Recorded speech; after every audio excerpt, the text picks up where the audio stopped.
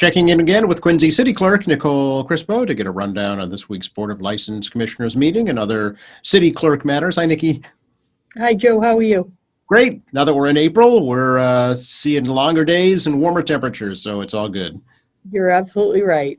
Feels So good. it does, and it looks beautiful too out there in front of City Hall with things starting to come into bloom too. Yeah, it does. How did the meeting go this week? Very good. We had a short agenda, but all good. I'll get right to it. Agenda item number 1 was hearing regarding the request of the National MS Society for a special use permit for their bike MS Cape Cod getaway on Saturday, July 10th, 2021. The riders are expected to be in Quincy between 5 a.m. and 9 a.m. And that was Preston Steebline. He was unable to be here, but we've had the cyclists come through Quincy for years and years without any problem. Happy to help in any way that we can. They are going to be in touch with the police chief to make sure that, the safety requirements are upheld. So Right. that went through 5-0. Okay. No problem. I know they typically just run down Quincy Shore Drive, basically. Yeah, I think it's Quincy Shore Drive to maybe Fall River. That makes sense. Yeah. Raymond that way. Yeah. And next was agenda item number 2, hearing regarding the request of Denise Haja in the St. Mary Center for Women and Children for a special use permit 1-day liquor license for an eat, drink, and model fashion show on the boardwalk at Marina Bay. The event is scheduled for June 22nd with a rain date of June 23rd from 5:30 p.m. to 8:30 p.m. The event will follow all gathering requirements in place to date of the event. Denise Haja and Kathleen Maple were there. Denise has a boutique down at the marina, and Kathleen Maple is a member of the St. Mary Center for Women and Children, and they live near one another in the marina. So they've collaborated together. They did a fashion show. Denise did one last year for COVID, and it worked out really well. So they've now collaborated to help St. Mary's Women and Children. Always a good event. They are having the restaurants from Victory Point, Ceros, and Port 305 actually make dinner. So they're looking forward to that, where last year it was more appetizers, and this year it's going to be a sit-down dinner. So if you want to get a ticket for that event, which is needed, then you would get in touch with Denise Haja. I wasn't familiar with the St. Mary Center for Women and Children, Nikki. Do you know anything about that?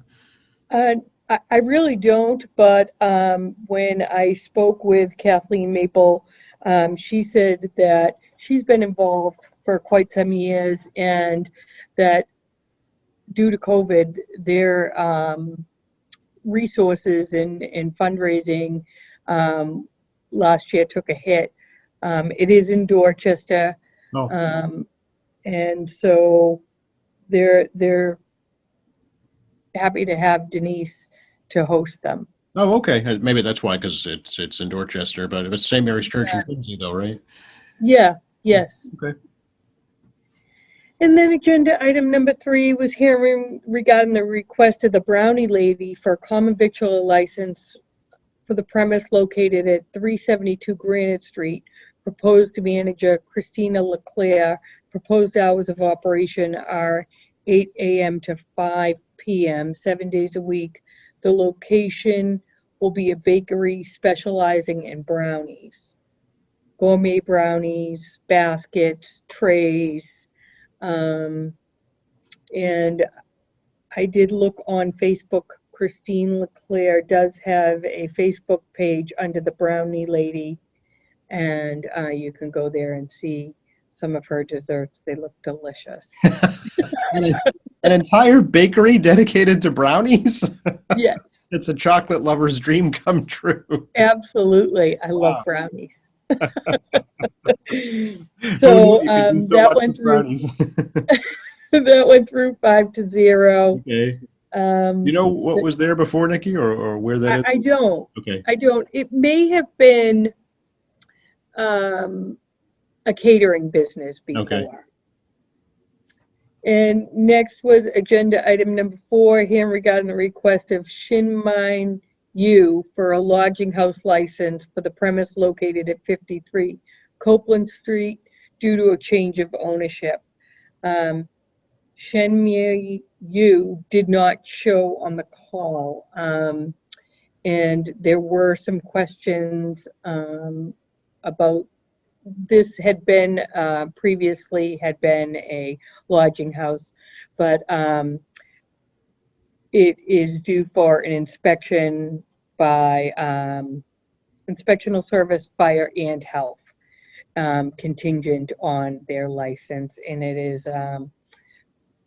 regular occupancy is 23 people on the license. So we will hold the license until they do get their final inspections, but that did pass 5-0. We figured no reason to hold them up if they just follow the guidelines. Okay. Very good. So I'm getting a full compliment on the board if things were 5-0.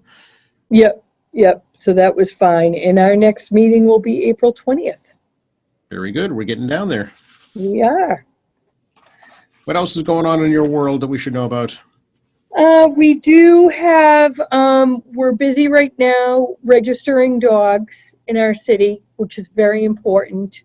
Of which there are many more COVID dogs. Yeah, yeah, absolutely. We've gotten so many more dogs.